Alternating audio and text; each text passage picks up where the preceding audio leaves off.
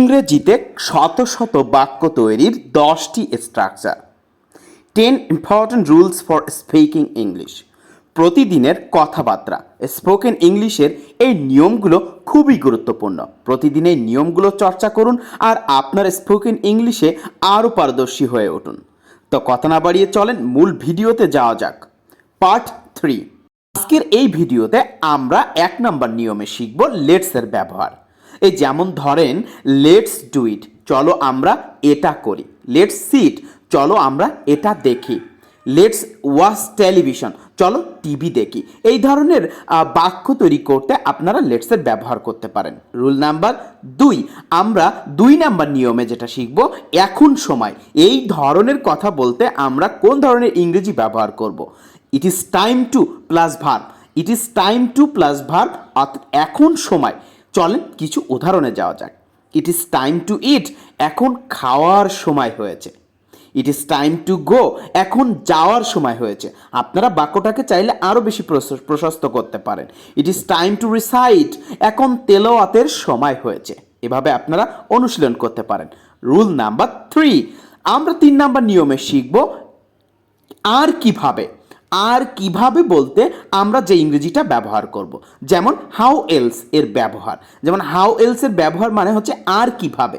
যেমন আপনি বলতে পারেন how else shall I love you, আর কিভাবে আমি তোমায় ভালোবাসবো। যেমন আরও বলতে পারেন how else shall I tell you, আর কিভাবে আমি তোমায় বলবো। How else shall I make you understand, আর কিভাবে আমি তোমায় বোঝাবো। এভাবে আপনারা অনুশীলন করতে পারেন।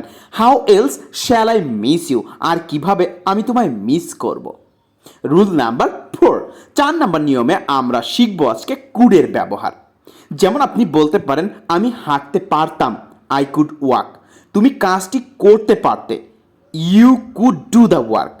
সাধারণত কাউকে ভদ্রতার সহিত কোনো প্রশ্ন করতে বা সৌজন্য প্রকাশে কুডের ব্যবহার হয়, তবে বাক্যগুলি সাধারণ প্রশ্নবোধক হয়। যেমন could you please tell me the time, দয়া করে সময়টা আমাকে বলতে পারবেন। এই যেমন বলতে পারেন could you lend me your book, আপনার বইটি কি আমায় ধার দিতে পারবেন। Could you come to my home, আপনি আমার বাড়িতে আসতে পারবেন কি। Could you help me with some money, আপনি আমায় কিছু টাকা দিয়ে সাহায্য করতে পারবেন কি। এভাবে আপনারা শত শত বাক্য অনুশীলন করতে পারেন এই নিয়মগুলো থেকে। রুল নাম্বার 5, রুল নাম্বার 5-এ আমরা শিখব এ কারণেই, অর্থাৎ এ কারণেই কথাটি বলতে আমরা যে ইংরেজিটা ব্যবহার করব সেটি হচ্ছে দ্যাটস হয়। দ্যাটস হয় মানে এ কারণেই। চলেন কিছু উদাহরণে যাওয়া যাক। That's why you need to do the job, এ কারণেই তোমার চাকরিটি করা প্রয়োজন। That's why he has gone to market, এ কারণেই সে বাজারে গিয়েছে। এই যেমন ধরেন দ্যাটস হয় পিপল অ্যাডমিয়ার ইউ, এ কারণেই লোকজন আপনাকে সম্মান করে। আরও বলতে পারেন that's why I always try to help others, এ কারণেই আমি সর্বদা অন্যকে সাহায্য করার চেষ্টা করি। That's why you fail to understand, এ কারণেই তুমি বুঝতে ব্যর্থ হও। That's why she smiles after seeing you, এ কারণেই তোমাকে দেখার পর সে হাসে। That's why you need to secure your home, এ কারণেই তোমার বাড়ির নিরাপত্তা বিধান করা দরকার। That's why you have got the promotion, এ কারণেই তুমি পদোন্নতি পেয়েছো। বিষয়টা অনেক মজার। দেখেন আপনারা চাইলে এভাবে শত শত বাক্য অনুশীলন করতে পারেন এই নিয়মগুলো দিয়ে। রুল নাম্বার 6, অর্থাৎ 6 নম্বর নিয়মে আমরা শিখব কোনো কিছু ভালো না লাগা বোঝাতে আমরা কোন ধরনের ইংরেজি ব্যবহার করব। Nothing makes sense, nothing makes sense কোনো কিছু ভালো না লাগা অর্থে ব্যবহার করা হয়। চলেন কিছু উদাহরণে যাওয়া যাক। Nothing makes sense without you, তুমি ছাড়া কোনো কিছু ভালো লাগে না। Nothing makes sense without reading, পড়া ছাড়া কোনো কিছু ভালো লাগে না।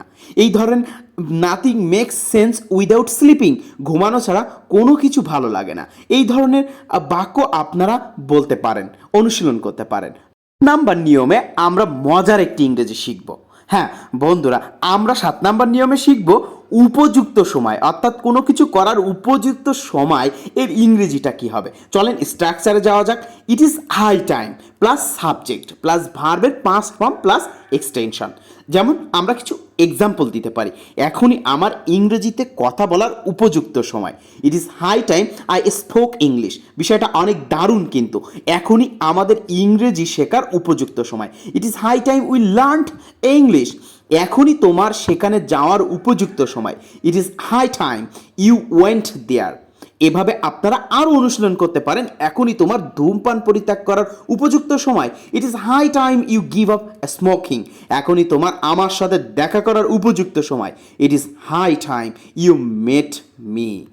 এভাবে আরও এক্সাম্পল আমরা দেখাতে পারি আপনাদেরকে, এখনই তোমার ওই ছেলেকে ভুলে যাওয়ার উপযুক্ত সময়। It is high time you forgot that boy. এখনই আমাদের গরিবদের সাহায্য করার উপযুক্ত সময়। It is high time we helped the poor. এভাবে ইট ইজ হাই টাইম দিয়ে আপনারা শত শত বাক্য বাসায় বসে অনুসরণ করতে পারেন। রুল নাম্বার 8, 8 নম্বর নিয়মে আমরা শিখব কেউ কোনো কিছু করতে পারদর্শী বা দক্ষ অর্থে। এই যেমন ধরেন গুড অ্যাটের ব্যবহার। অ্যাফার্মেটিভ সেন্টেন্সের এর স্ট্রাকচারটি হবে subject plus am, is, are, was, were plus good at plus noun অথবা ভার প্লাস ভার্বের সাথে আইএনজি যুক্ত হবে প্লাস এক্সটেনশন। এই যেমন আমরা উদাহরণে চলে যেতে পারি, সে ইংরেজিতে পারদর্শী।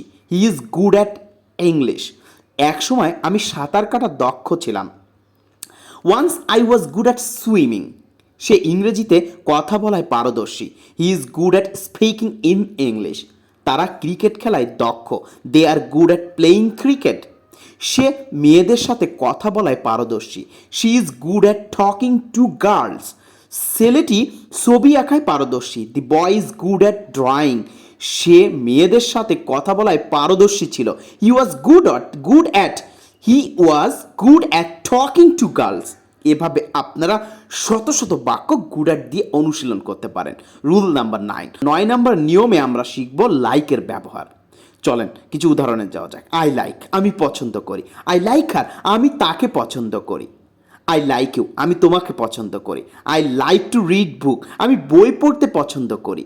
আই লাইক মাই প্যারেন্টস, আমি আমার বাবা মাকে পছন্দ করি। আই লাইক মাই টিচার, আমি আমার শিক্ষককে পছন্দ করি। আই লাইক অনেস্ট পারসন, আমি সৎ ব্যক্তিকে পছন্দ করি। রুল নাম্বার 10, 10 নম্বর নিয়মে আমরা শিখব I don't know how to. আপনারা অনেকেই জানেন যে আমি জানি না। এই ধরনের বাক্য আমরা প্রায় গেলে বলি। আজকে আমরা তার স্ট্রাকচার এবং কিছু উদাহরণ শিখব।